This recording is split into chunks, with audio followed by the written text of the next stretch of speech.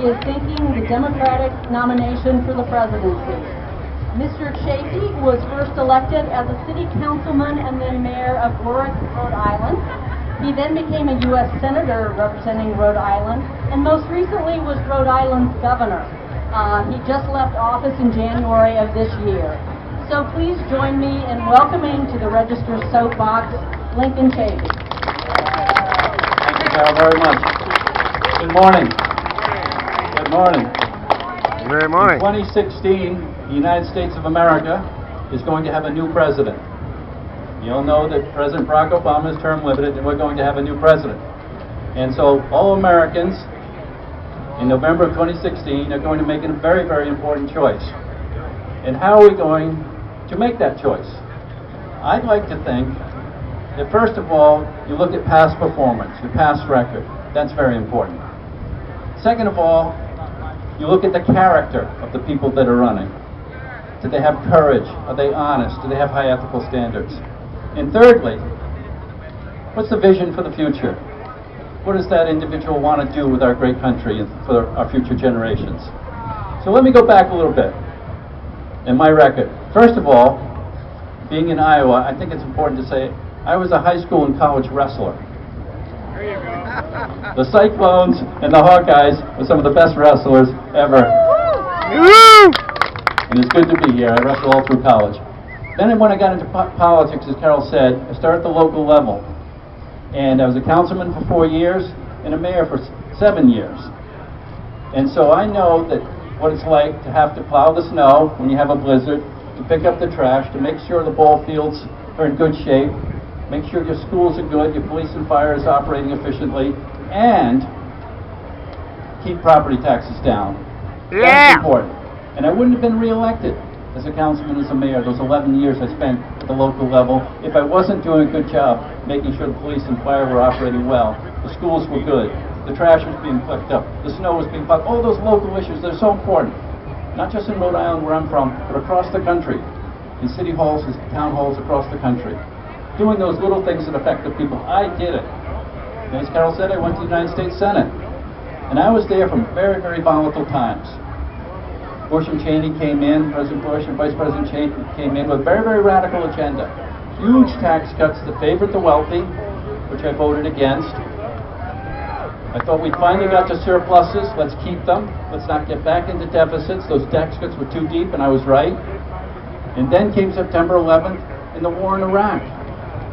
And I felt, coming up through the Vietnam era, that we just finished with a terrible quagmire and all the veteran issues we had to deal with, post-traumatic stress syndrome and all those real issues that come from being in combat. Why get back into another one if without good cause? And so I did, that's right. So I did my homework. And I went down to the CIA and I found out there was no evidence of mass destruction. It was all a hoax. There was never any evidence of WMD. I voted against the war in Iraq. And then after that, many, many other issues. The immigration reform, I was one of the only 9 original co-sponsors of McCain-Kennedy, A Path to Citizenship 10 years ago. Many people are talking about it today. 10 years ago, I was one of the 9 that signed up on A Path to Citizenship and Secure Borders. I was back then in the United States Senate working hard to control carbon dioxide, which is the climate change gas, on the forefront of environmental issues. And I also was working across the aisle. I was part of the Gang of 14, it was called back then.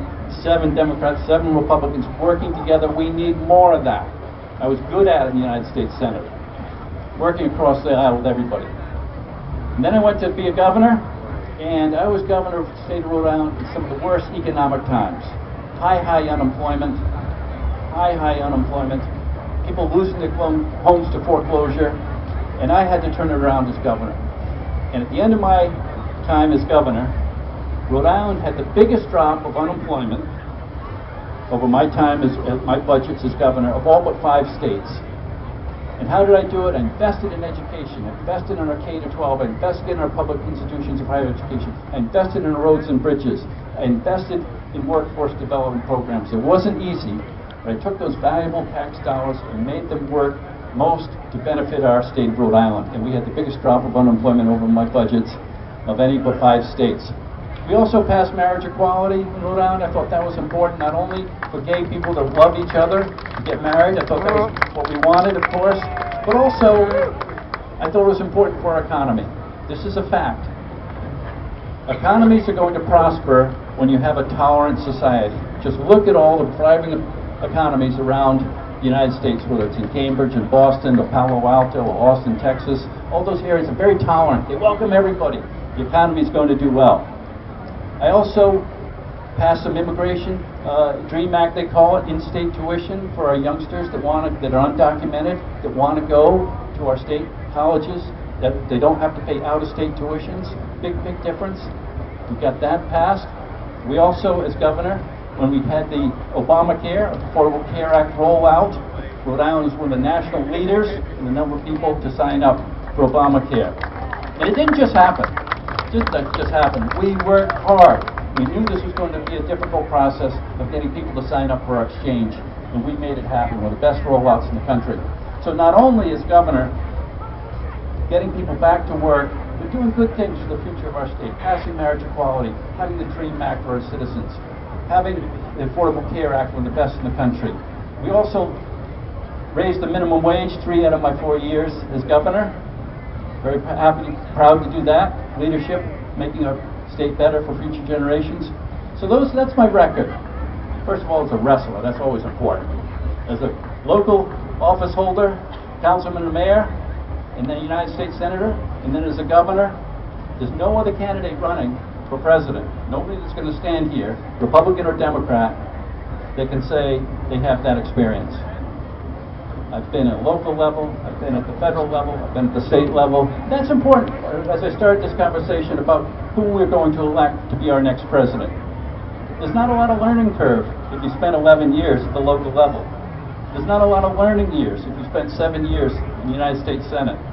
There's not a lot of learning curve if you spend 4 years in the State House governing a state. That's important for our next president. There's not a lot of learning curve there.